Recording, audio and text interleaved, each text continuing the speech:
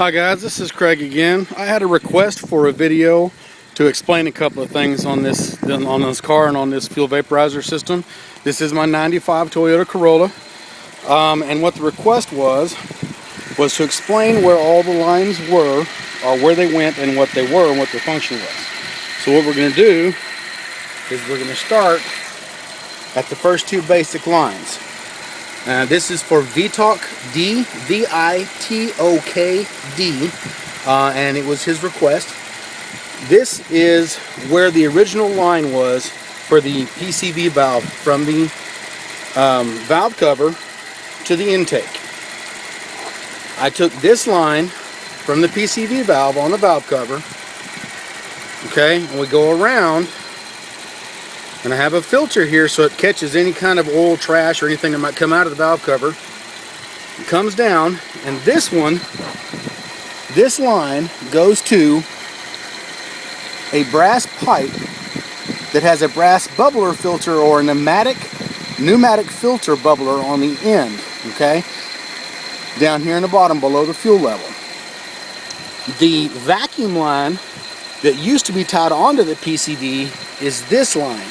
This line comes back around, ties into a vacuum valve, so I can adjust the amount of vacuum. I can either set it to run rich or I can set it to run lean. Okay, and then I have a flash arrestor that has stainless steel mesh inside it to prevent a backfire. And then this runs right back into the intake where the old tube used to connect straight across to. The third line is the fuel refill. Now this one goes across over here to a needle valve, high pressure needle valve, and then runs across from there back behind, and you can see that it's tied in to the fuel line when it comes up off of the frame to a brass T and brass fittings, before it actually ties in to the injector system, to the injector rail. Okay, so all that's high pressure fuel line, high pressure injector fuel line, comes back around to the needle valve so I can adjust the amount of flow, and you might be able to see it dripping in there real slowly. And then I have the stainless steel mesh inside to prevent it. Now right now I've got my vacuum set really low so it doesn't run too rich and over bubble, because it was killing the engine. As a matter of fact, it just about killed it right there. I adjusted it. But that's what those three lines are, and that's what the purpose of each one is.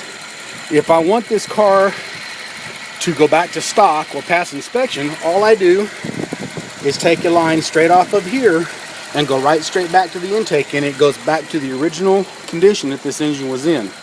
Right now, after the testing that I did after I redid this, I'm getting about between 41 and 43 miles per gallon average. I think I got around 42 to 43 today. And that's without hitting the gas real hard, without trying to go real fast. My average speed was about 60 to 65. But that's it. If you have any further questions, please email me or post a comment on YouTube, and I'll get back to you as soon as possible. Thank you.